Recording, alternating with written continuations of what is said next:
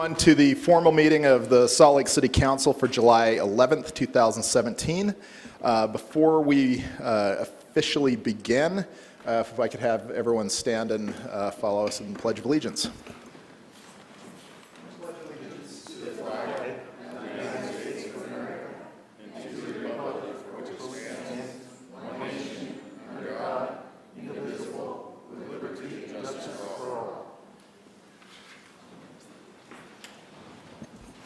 Thank you. So on tonight's agenda, we have a couple of public hearings, and then we will have our questions to the mayor from the city council, and then our general comment section. We ask that everyone who is here participating, that there be no clapping or booing or jeering of any kind. We want to make sure that the environment here is comfortable for everyone who chooses to speak and participate.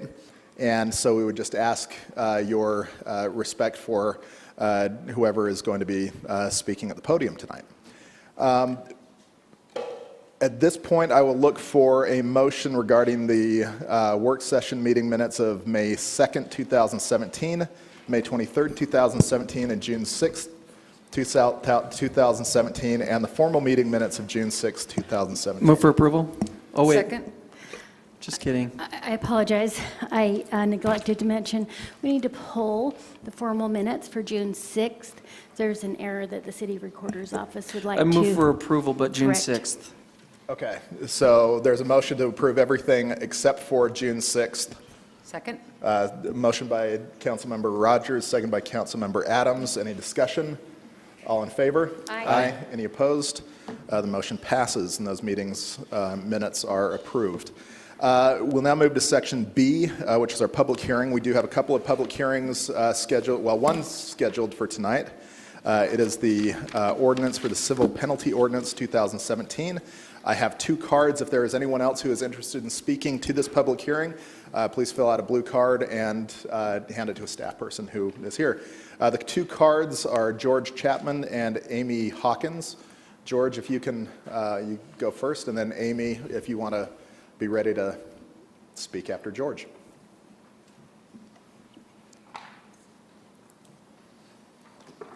Okay, Aaron, this is your amazing best accomplishment ever. You need to understand, it's not just the Foothill Drive Hotel, it's not just the North Temple hotels, motels, it's State Street, and Derek and Aaron, we're all impacted. This is the best chance we have right now to shut down the crime magnets. Salt Lake City Police every single week have to raid these motels. They cause problems. Last week, I think there was a shooting at North Temple Motel.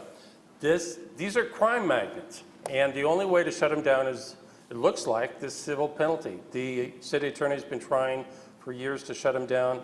Civil penalty ordinance is one of the best things any of you have ever come up with. Thank you very much. Please approve it now. Thank you, Mr. Chapman. Amy Hawkins, and if there is anybody else?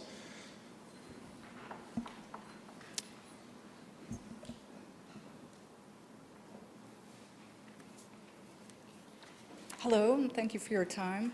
For those of you who don't know me, I'm Amy Hawkins. I'm Vice Chair of the Ballpark Community Council, and I just wanted to come and state my strong personal, family, and neighborhood support of this ordinance. We're looking at a sea change in the Ballpark neighborhood. We have new successful businesses in the Central 9th District, on Main Street, on 1700 South, and we're increasingly turning into this viable, walkable neighborhood. But personal safety for everybody in the neighborhood, whether you're a homeowner or somebody who has fewer resources, continues to be a real issue. And additionally, as you're all aware, the motels that we anticipate are going to be most affected by this ordinance are part of the ecosystem of homeless services in our community, whether or not we formally recognize it. And the ability of the city to be able to regulate these is extremely important to my community, and I hope all of you. And I really want to thank Aaron Mednital for this. We're all really touched in our community by this ordinance, and we really look forward to seeing its effects. Thank you very much, and I strongly hope you pass this ordinance for all of us. Thank you, Ms. Hawkins. Is there anybody else who would like to speak to this ordinance? Seeing none, I'll look to Councilmember Mendenhall. I'd like to make a motion that we close the public hearing, suspend the rules, and adopt tonight. Second. Motion by Councilmember Mendenhall, second by Councilmember Kitchen.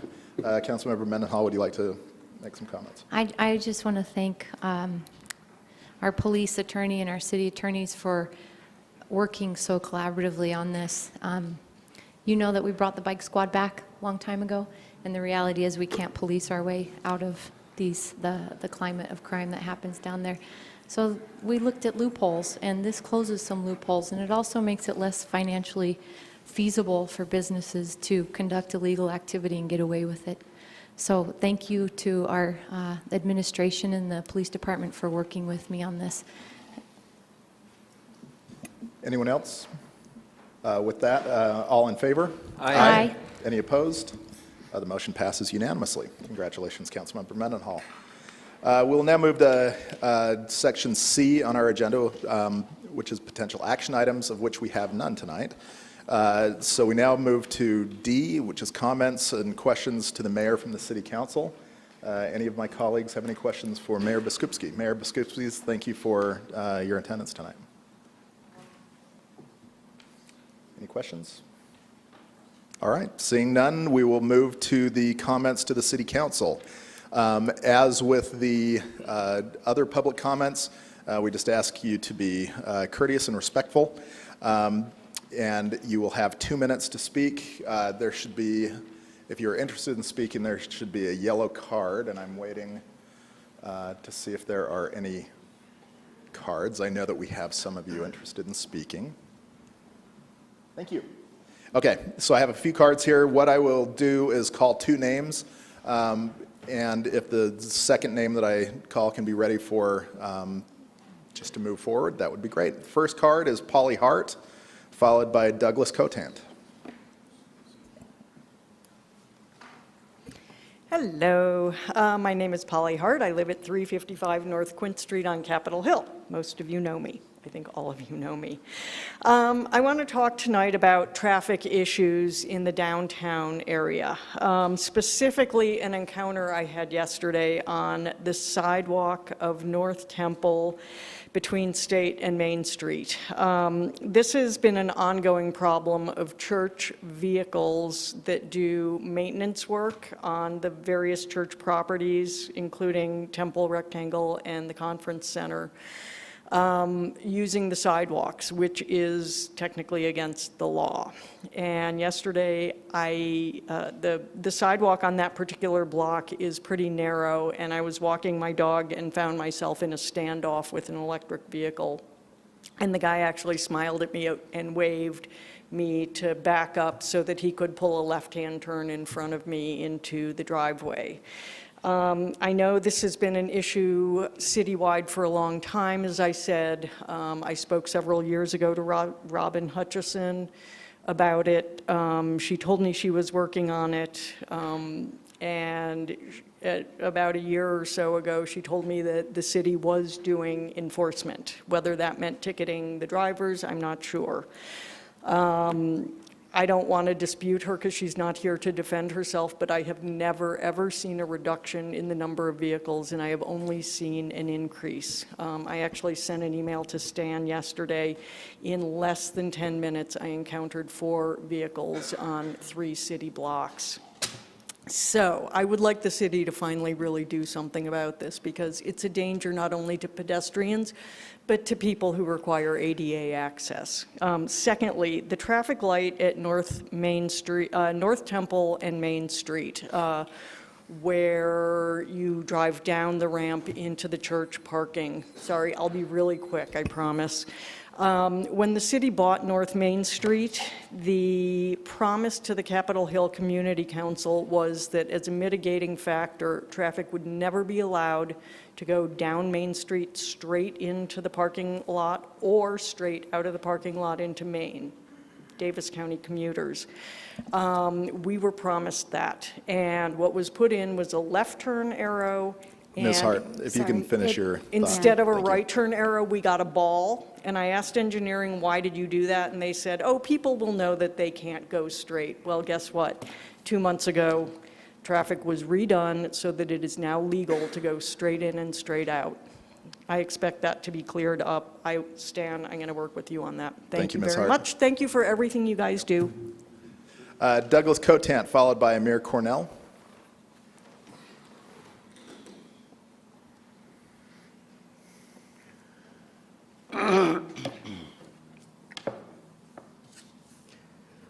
Thank you for allowing me to speak at this public hearing,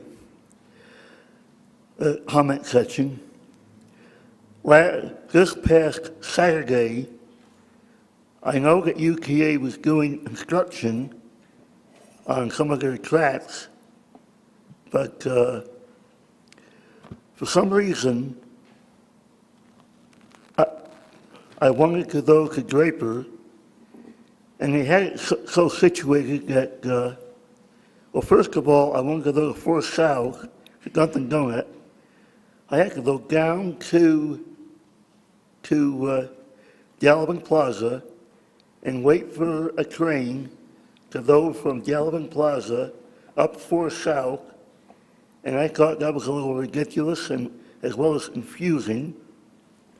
The other thing I would like to say is that I had a situation where I took the blue line later on the way to Draper. We got to Draper, but on the way back,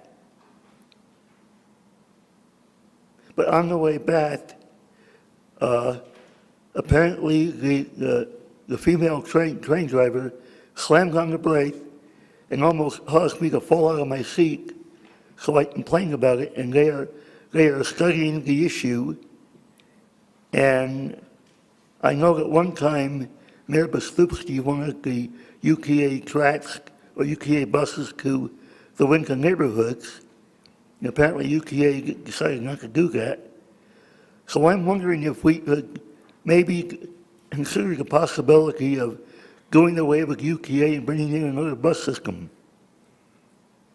One of those buses, some of those buses would be the University of Utah buses. Thank you.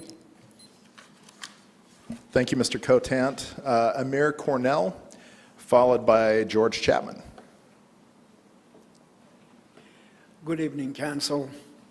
The reason I'm here is we are getting closer and closer to month of September. Mr. Chairman, I would like if you can speed up for hearing for the ADU. And this ADU needs to come to this floor no later than August. The reason is the neighbor wants to know what's going to happen to this ADU. If you, by calling Nick at the City Council or calling Mike Malloy at the planning, we really appreciate to bring that issue to the floor. And number two issue I have is Salt Lake City, anything you do to your house beside lawn, cutting lawn, you need to have a permit. If you compare your city with those cities, it's mandatory. Like I was putting fence, they said you need to get a permit. How much is it? $69. I tried to put a roof on my house. They said you need to get the permit. How much is it? Well, $189 permit. And I said, what the hell are you going to do with $189? They said, well, we're going to send the inspector. And I said, right on. We would like when somebody from this office going to say, why everything in Salt Lake City, when you want to do to your house, you need a permit. And that's all I have. And if you can concentrate on those issues. And since I have more time, Madam Mayor, I want to say thank you what you have done for homeless people and don't let Time. little things get you down. Mr. Hughes doesn't know what the heck he's talking about. There is always a lone wolf and doing something stupid. Nobody sent them to the homeless shelter to do so on purpose. Some of these people, they need a medical help. And Thank it you, is Mr. not Cornell. with the city of Salt Lake City. And I'm sure by next year, at the same time, they have home. And all of them should say, thank you, Mayor. Thank you. Thank you, Mr. Cornell. George Chapman, followed by Candace Perusi, or Pirusi. Correct me when you come up. Okay. What a week. Salt Lake City Council is told that we don't have water or money to water the trees. And yes, they should have told you all before the budget. I don't know what Public Utilities is thinking. This has been done before, so I hope you work on better communication, because that was ridiculous. And speaking of communications, for some reason, transportation, which is actually behind a closed sidewalk over on the other side, I can't understand that. So how does transportation, when they go from here to there, get to their building? Do they walk around the block, or do they actually jaywalk? So we have a problem in Salt Lake City with sidewalks closing when they shouldn't. Hope you can do something about it. What I wanted to talk about was transportation is pushing 21st South reseal, and at the same time they have everybody up in arms, literally up in arms, about a potential road act going from 4 lanes to 2 lanes. Instead of spending a few months trying to get the community to back a project that could be good, they actually made every single person mad. No matter what you do, everybody's going to be mad. And I'm asking you not to do the 21st South reseal, but use the money for 27th South, which is more important, and the West Side, which is still complaining about lack of services there.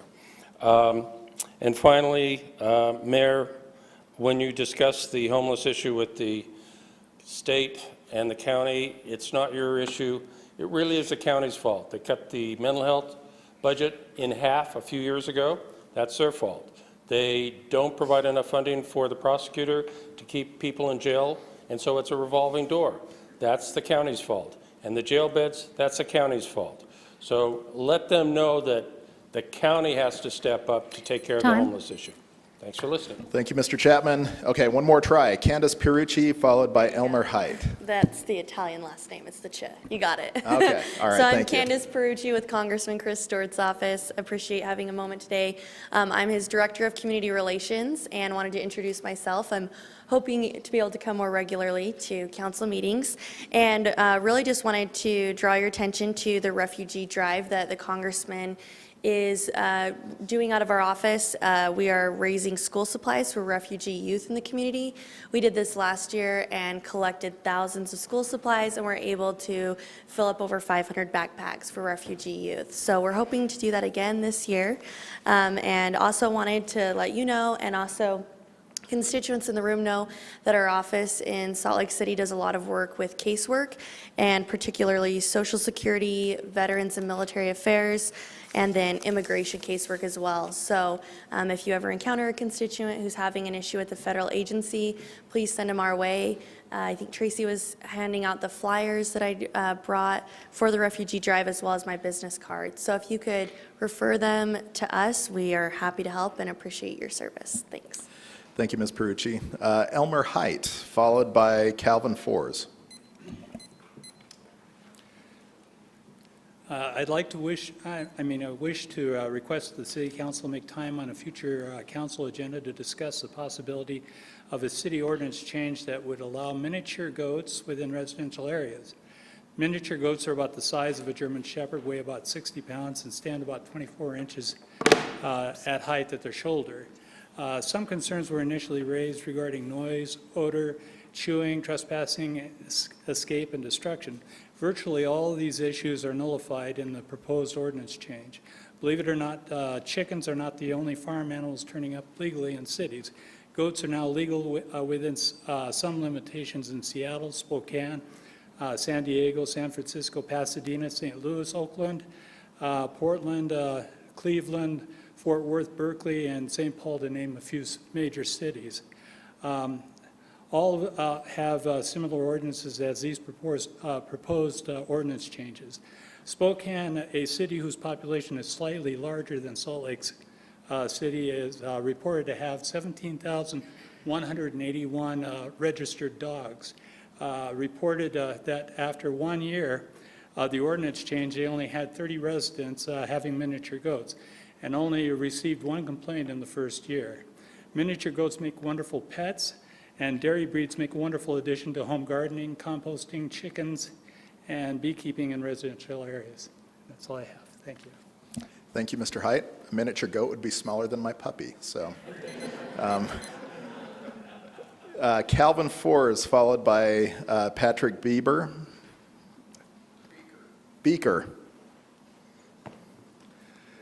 Good evening, Council. My name's Calvin Fors. I just wanted to start by saying Salt Lake has always been a city that accepts refugees, those looking for a better life, be they political or religious refugees. Let's face it, the city was founded by religious refugees.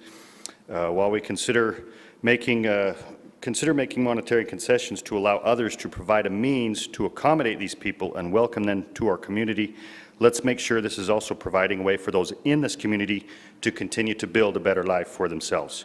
Picking responsible contractors that offer fair wages with good benefits, health care, retirement, a certified apprenticeship program.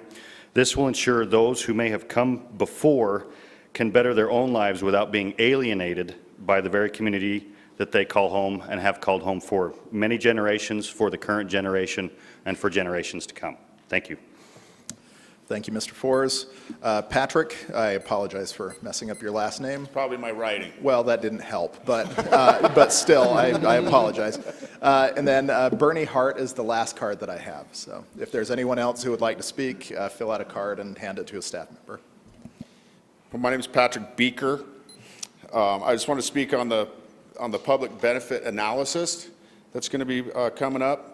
I think that the biggest public benefit that we could be looking for is ensuring that there's some public or local hire languages in this building that's going to be going up. If the city's going to be leasing it for $12 a month, or a year rather, at the very least we could do is make sure that we have trained, skilled workforce building anything that's being put in there with some apprenticeship set-asides.